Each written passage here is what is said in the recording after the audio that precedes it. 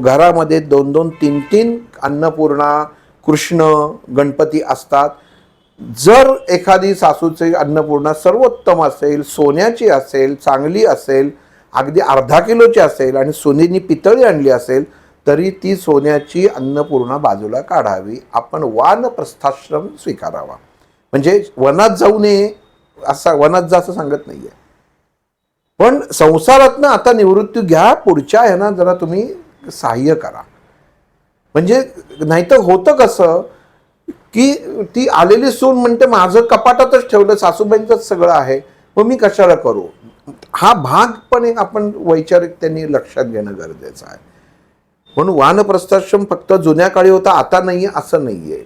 कशात सगळ्यातनं मोकळं होणं याला वानप्रस्थाश्रम म्हणतात. आणि तो प्रत्येकाने अंगीकारला पाहिजे. आपली गणपतीची मूर्ती आज एवढ्या वर्ष होती ना, ठीक आहे, आपण ती बाजूला ठेवू, विसर्जन करू. आता सुनबाईला आपण हे देऊ, आता तिचं राज्य आहे. मी एवढ्या वर्ष केलं, सासूबाईंचं केलं, त्यांनी स्वतःहून नाही. आपल्या जे तुमच्या कुळधर्मामध्ये काही काही उजव्या सोंडेचा गणपती असतो, काही विशिष्ट देवता असतात.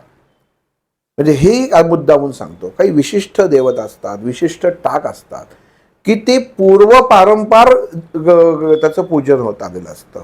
ते मात्र तुम्ही पूजणं गरजेचं असतं. पण त्या देवता वेगळ्या आहेत आणि ह्या देवता वेगळ्या आहेत, कारण ते कुलदैवत असतं आणि त्या कुलदेवतेचे टाक केले जातात त्याच्यात. आणि इथं ह्या मूर्त स्वरूपात असतात. म्हणजे गणपती, कृष्ण, अन्नपूर्णा हे मूर्त स्वरूपात आपण वापरतो, तर त्या तुम्ही बदलू शकता. आणि टाक जर कुठं अगदी पूर्वजात म्हणले की नाही हा आमच्या खापर आजोबांपासूनचा आहे, त्याला भोग पडलाय, पण नाही, तो विसर्जन करा.